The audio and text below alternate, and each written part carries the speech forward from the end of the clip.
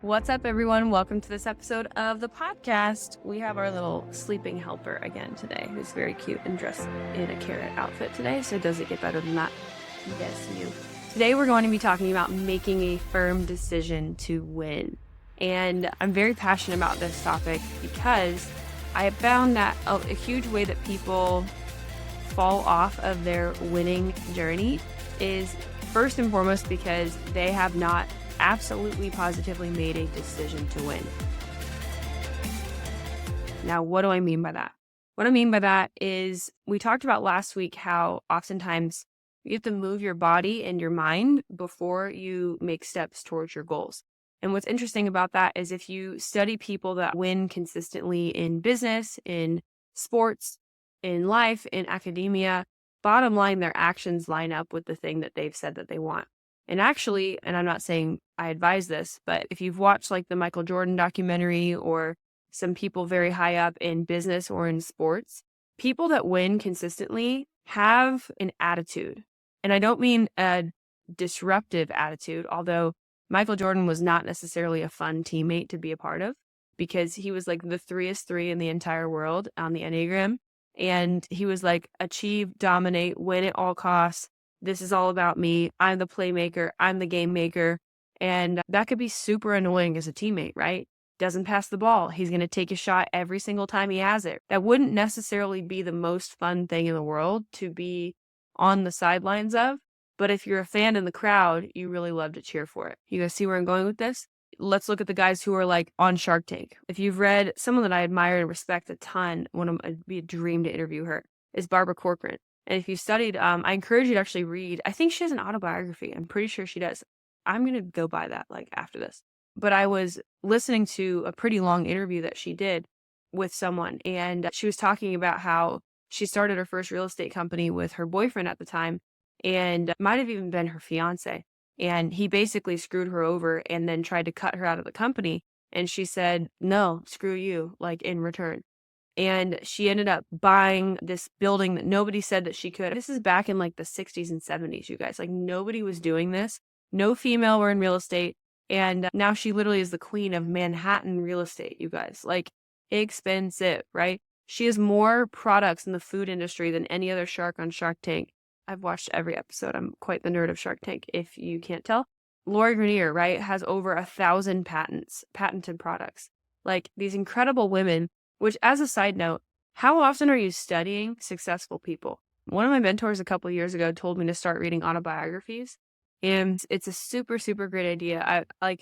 I was so turned off by that because like when you're in high school, you have to read autobiographies of seemingly boring people and just very boring things. So your brain like immediately deletes that. You're like, I'm not doing that. That's dumb. But when it comes to something that you're interested in, and again, bring this full circle, like we talked about last week, if you're passionate about it, think like something should be alive in you, right?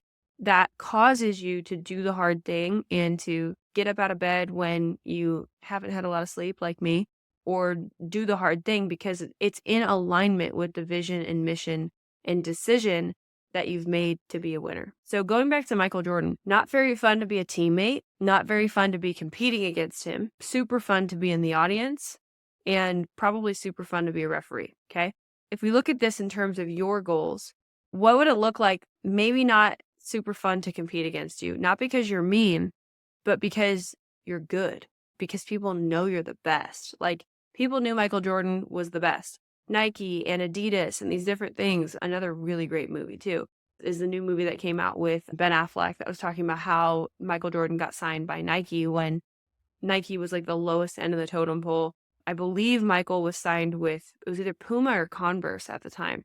And then Adidas was looking like they were going to take him. And then Nike sweeps in. It's this incredible story, incredible movie. And then Nike rose to the top because they were able to get the best. Do you want to be the best? Are you doing the things that are required of you? Do you carry the mindset? Do you carry the attitude? Again, not like attitude, but like when you walk into a room, are people like, oh, she's one of my biggest competitors, but also like, I respect her because she's super nice. I can't even hate her, but dang, how is she so good? What would it feel like to be that girl in every room?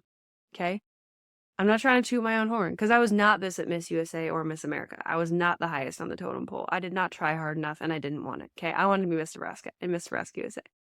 But when I went to Miss Nebraska and when I went to Miss Nebraska USA, you better dang believe I came to play. Every outfit, every place that I was, every phase of competition, I was like, no stone unturned. We are here to win. Okay.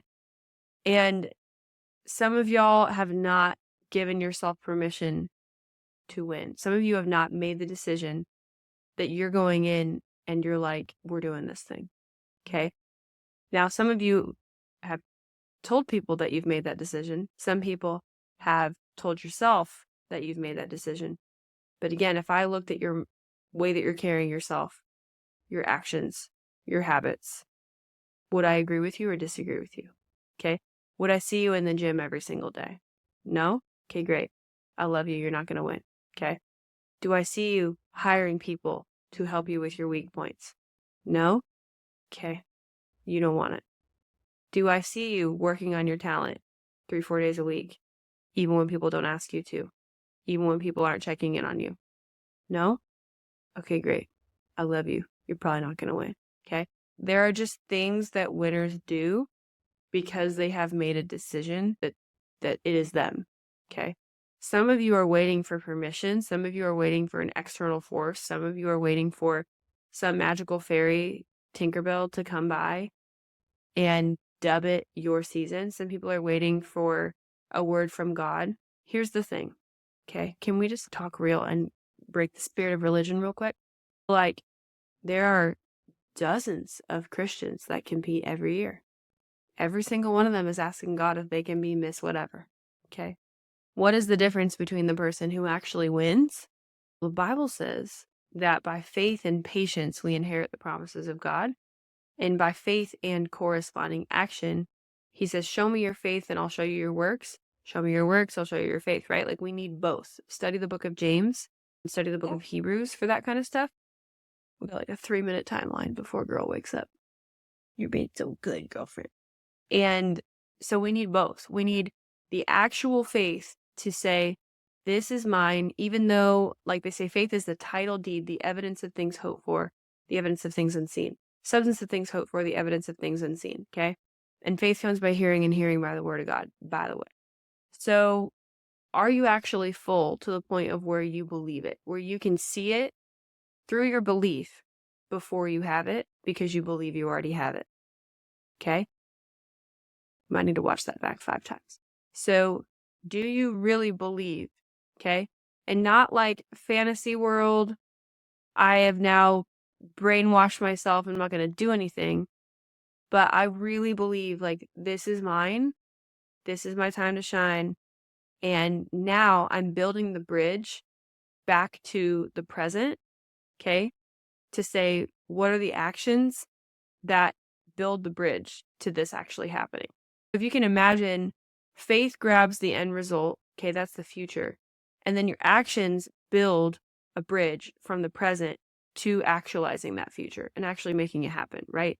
Like, again, in the Michael Jordan documentary, they talked about how he would stay after practice and shoot like 1,000 free throws after every single practice. They talked about all the things that he did to just absolutely annihilate the work ethic of every other person who was on the team, to where even though he was annoying and a jerk when it came to how confident he was in himself, and that would be really annoying to some people, he also objectively worked harder than every single other person. And he was a leader and he told people what to do on the court and he owned it, right? It was no one else's house but his. And his action created an authority and also put him on a playing field like slightly lower than the coach. He was telling the coach sometimes what plays they should run. He was leading the team with major decisions. Why? Because his mindset and his action, like, undeniably made him worthy of the results that he got. And so I just want to demystify, like, what winning is, you guys. And pageants are hard because they're so subjective that every once in a while there could be a massive fluke, or you're competing and there's 100 people and they have to pick a top person somewhere. But also this year in California, we had 2 people competing and we had 2 out of the top 5 for Miss California. One had never done a pageant before, and one hadn't done MAO in, like, almost 10 years. And we haven't worked with her for a year or 2, but laid the foundation for a long time, and now she decided to do America and freaking crushed it, so shout out to her. And makes sense, like, it's not a mystery, and if you think that there's something wrong with your pageant where, like, you legit can't win, then do a different pageant or move to a different state, because you'll probably win right away, okay?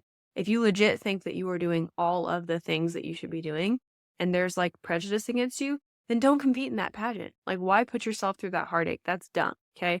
Because in every other area of life, things are way more cookie cutter and cut and dry, right? Like a restaurant.